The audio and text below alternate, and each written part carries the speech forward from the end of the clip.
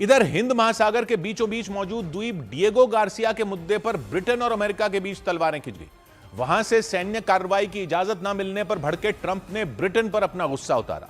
इस द्वीप पर ब्रिटेन का कब्जा है और उसकी सहमति से अमेरिका ने वहां अपना सैन्य अड्डा बना रखा है। यही नहीं, अमेरिका ने इराक और अफगानिस्तान के खिलाफ इसी द्वीप से हमले भी किए थे। लेकिन जब ईरान के साथ जंग की बात आई तो ब्रिटेन ने इस द्वीप का इस्तेमाल करने से शुरू में मना कर दिया था। हालांकि बाद में उसने अपने अड्डों के सीमित इस्तेमाल की मंजूरी दे दी, लेकिन ब्रिटेन के इस फैसले पर भड़के ट्रंप ने साफ कर दिया कि बहुत देर हो चुकी है, अब मंजूरी का मतलब नहीं। यानी वो ब्रिटेन के इस रुख से पूरी तरह नाराज हो गए और उन्होंने नाराजगी जाहिर भी कर दी। ब्रिटेन के अखबार द सन को दिए इंटरव्यू में उन्होंने यहां तक बयान दे दिया कि ब्रिटेन अब पहले जैसा देश नहीं रहा। ट्रंप के मुताबिक उन्होंने कभी नहीं सोचा था कि ब्रिटेन और अमेरिका के संबंधों में मतभेद आ जाएंगे। उन्होंने दो टूक कहा कि ईरान के खिलाफ जारी जंग में ब्रिटेन ने उनकी कोई मदद नहीं की। ट्रंप इतने पर शांत नहीं हुए। डिएगो गार्सिया द्वीप और ब्रिटेन के दूसरे ठिकानों को लेकर उन्होंने वहां के प्रधानमंत्री कियर स्टारमर के खिलाफ कई आरोप लगा दिए। उन्होंने बयान दिया कि कियर स्टारमर ने यह फैसला मुस्लिम वोटरों को लुभाने के लिए लिया। उनका इशारा इसी साल मई में ब्रिटेन में होने वाले नगर परिषद के चुनाव की तरफ था। उन्होंने दो टूक कहा कि उसी चुनाव में मुस्लिम वोटरों को लुभाने के लिए ब्रिटेन के प्रधानमंत्री ने ईरान के खिलाफ कार्रवाई में शामिल होने से मना किया था और अपने सैन्य ठिकानों के इस्तेमाल की मंजूरी देने में जानबूझकर देर लगाई। और उनके इसी बयान के बाद अमेरिका और ब्रिटेन के संबंधों को लेकर चर्चाएं शुरू हो गई। इससे पहले ब्रिटेन के प्रधानमंत्री कियर स्टारमर ने अंतर्राष्ट्रीय कानूनों का हवाला देते हुए अमेरिका की पेशकश ठुकरा दी थी और साफ कर दिया था कि ब्रिटेन डिएगो गार्सिया द्वीप से अमेरिका को ईरान पर हमला करने की मंजूरी नहीं देगा। ब्रिटेन के प्रधानमंत्री ने बयान दिया था कि उनका देश इस जंग में शामिल नहीं है। यानी हर मुद्दे पर हमेशा अमेरिका के साथ खड़ा रहने वाला और उसके साथ दिखने वाला देश ब्रिटेन, उसने इस बार अमेरिका से दूरी बना ली। ब्रिटेन ने बाद में अपने फैसले को लेकर सफाई दी थी कि वो ईरान और उसके आसपास के देशों में रहने वाले अपने नागरिकों की सुरक्षा को लेकर चिंतित है, इसलिए वो जंग के खिलाफ है। लेकिन ट्रंप उसकी इन दलीलों से सहमत नहीं हुए। यही वजह रही कि उन्होंने यहां तक कह दिया कि अमेरिका और ब्रिटेन के बीच ऐसा कभी भी नहीं हुआ। ऐसे में माना जा रहा है कि डिएगो गार्सिया द्वीप को लेकर अमेरिका और ब्रिटेन के संबंध में कड़वाहट आ चुकी है। अमेरिका चाहता था कि वो उस द्वीप से ईरान पर हवाई हमला करे, क्योंकि सऊदी अरब और यूएई ने पहले ही अपनी जमीन से ईरान पर सीधा हमला करने की इजाजत नहीं दी थी। और डिएगो गार्सिया नाम के जिस द्वीप को लेकर अमेरिका और ब्रिटेन के बीच तलवारें खिंची, वो द्वीप भारत के नजदीक हिंद महासागर में है। यह मॉरिशस के चागोस द्वीप समूह का सबसे बड़ा टापू है, जिसे ब्रिटेन ने अमेरिका को सैन्य अड्डा बनाने के लिए किराए पर दे दिया था। लेकिन इस पर कब्जा ब्रिटेन का ही है। साल 2024 में हुए समझौते के तहत ब्रिटेन ने कई दशकों तक अपने कब्जे में रखने के बाद मॉरिशस को चागोस द्वीप समूह सौंपने का फैसला लिया था। लेकिन चागोस के सबसे बड़े द्वीप डिएगो गार्सिया को उसने अपने पास रख लिया था। उस वक्त ब्रिटेन ने कहा था कि वो लीज पर इसे रखेगा, किराए पर रखेगा, 99 साल तक उसका किराया देता रहेगा। इस द्वीप पर अमेरिका का सैन्य अड्डा 80 के दशक से ही है।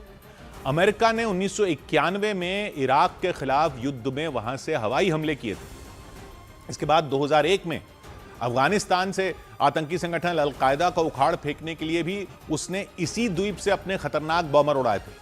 तो माना जाता है इस अड्डे पर अमेरिका अपने फाइटर जेट और बॉमर विमानों के साथ साथ करीब 5000 सैनिकों को भी तैनात रखता है। इसलिए वो चाहता था कि ईरान के खिलाफ जंग में भी वो इस सैन्य अड्डे का इस्तेमाल करे, लेकिन ब्रिटेन ने उसे इजाजत नहीं दी थी। डिएगो गार्सिया द्वीप न सिर्फ ब्रिटेन बल्कि अमेरिका के लिए भी काफी अहम माना जाता है, क्योंकि ये ऐसी लोकेशन पर है जहां से बहुत बड़े इलाके पर नजर रखी जा सकती है। जरूरत पड़ने पर यहां से सैन्य कार्रवाई करना काफी असरदार भी है। अमेरिका पहले भी जंगों में इसका इस्तेमाल कर चुका है। नक्शे में डिएगो गार्सिया द्वीप भारत के नजदीक है। इसके पश्चिम में अफ्रीका महाद्वीप है। ईरान और पश्चिम एशिया के दूसरे देश इसके उत्तर में हैं, जबकि पूर्व में इसके इंडोनेशिया है।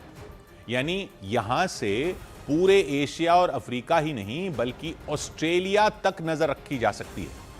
यही नहीं, इस द्वीप से कई जगहों पर सीधा निशाना भी साधा जा सकता है। माना जाता है कि अमेरिका यहां से हिंद महासागर को कंट्रोल करता है और वो चीन या रूस जैसे दुश्मनों पर नजर भी रख सकता है। इसी वजह से अमेरिका ने वहां अपनी नौसेना और वायुसेना का बड़ा बेस बना रखा है। यानी डिएगो गार्सिया एक विशाल अमेरिकी सैन्य अड्डा बन चुका है।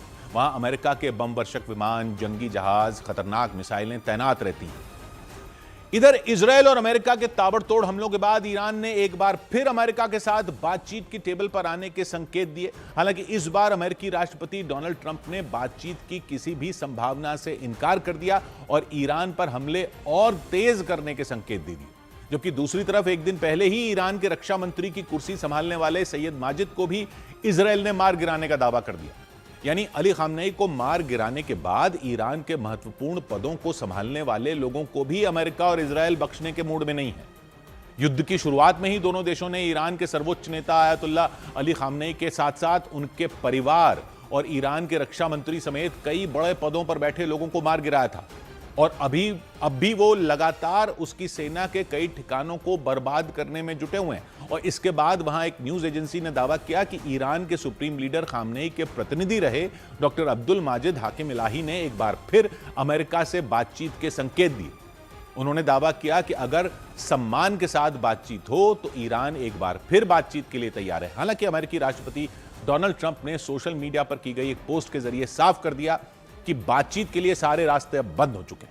उन्होंने सोशल मीडिया पर लिखा कि ईरान की हवाई सुरक्षा, वायुसेना और टॉप लीडरशिप खत्म हो चुकी है और वो बातचीत करना चाहते हैं, लेकिन इसके लिए अब बहुत देर हो चुकी है। उन्होंने 2024 में चुनाव प्रचार के दौरान उन पर हुए हमले का जिक्र करते हुए दावा किया कि ईरान ने 2 बार उनकी हत्या करने की कोशिश की थी, इसलिए ईरान की किसी भी हरकत से पहले ही उन्होंने खामनेई पर हमला करके उन्हें ढेर कर दिया। उधर ब्रिटेन के अखबार द गार्डियन के मुताबिक ईरान के हमलों से भड़के पश्चिम एशिया के कई देशों ने उसके खिलाफ लड़ने की चेतावनी दे दी, क्योंकि अमेरिकी सैन्य ठिकानों पर हमलों की कोशिश में ईरान की कई मिसाइलें और ड्रोन सऊदी अरब, कतर और यूएई जैसे देशों में जा गिरी और इसकी वजह से वहां जोरदार विस्फोट हुए। अमेरिका और इजरायल के हमलों के जवाब में ईरान ने पश्चिम एशिया के उन देशों को भी निशाना बनाया जहां अमेरिका के अड्डे मौजूद हैं, सैन्य अड्डे मौजूद हैं, क्योंकि ईरान का दावा है कि उसकी धरती पर बमबारी करने के लिए उन एयरबेसों का भी इस्तेमाल किया जा रहा है। लेकिन ईरान की मिसाइलों ने अमेरिकी सैन्य अड्डों के अलावा सऊदी अरब, यूएई, कतर और बहरीन समेत कई देशों के आबादी वाले इलाकों में भी तबाही मचाई। सऊदी अरब की तो एक तेल रिफाइनरी पर भी एयर स्ट्राइक की गई, जबकि यूएई में मौजूद दुनिया की सबसे बड़ी इमारत बुर्ज खलीफा के नजदीक भी एक ड्रोन फट गया था। ईरान के इन हमलों ने फारस की खाड़ी से लगने वाले देशों का गुस्सा भड़का दिया। यूएई की अगुवाई वाले 6 खाड़ी देशों के संगठन जीसीसी की एक बैठक हुई। इस बैठक में ईरान के हमलों की निंदा की गई। यही नहीं, चेतावनी दी गई कि अगर ईरान ने खाड़ी देशों पर हमले नहीं रोके तो उसे मुंह तोड़ जवाब देने का विकल्प खुला हुआ है। यानी हालात बिगड़े तो खाड़ी देश भी जंग में ईरान की मुसीबतें बढ़ा सकते हैं। हालांकि अभी तक की लड़ाई में वो तटस्थ भूमिका में रहे हैं, मतलब वो न तो अमेरिका और इजरायल के साथ नजर आए, न ही ईरान के पाले में दिखे। इधर ईरान ने इजरायल में मौजूद माइक्रोसॉफ्ट के ऑफिस पर हमला कर दिया। ईरान ने दक्षिणी इजरायल में मौजूद एक टेक्नोलॉजी पार्क पर मिसाइल से हमला किया। उस टेक्नोलॉजी पार्क में अमेरिकी कंपनी माइक्रोसॉफ्ट समेत कई बड़ी कंपनियों के ऑफिस हैं। ईरान के हमले की वजह से वहां आग लग गई। खबर है कि हमले में माइक्रोसॉफ्ट के ऑफिस को भी नुकसान पहुंचा। ईरान से युद्ध के बीच इजरायल के सबसे सुरक्षित माने जाने वाले शहर तेल अवीव में कई धमाके सुने गए। दावा है कि ईरान की सेना ने वहां रिहायशी इलाकों में मिसाइलें दाग दी। ताबड़तोड़ हमलों के बाद वहां कई इमारतों से धुआं उठता दिखाई दिया। पश्चिम एशिया में चल रहे घमासान के बीच बहरीन ने ईरान की 73 मिसाइल और 91 ड्रोन मार गिराने का दावा किया। दावा किया गया कि जंग की शुरुआत के बाद बहरीन के एयर डिफेंस सिस्टम ने इन मिसाइलों को ध्वस्त कर दिया। उधर अमेरिका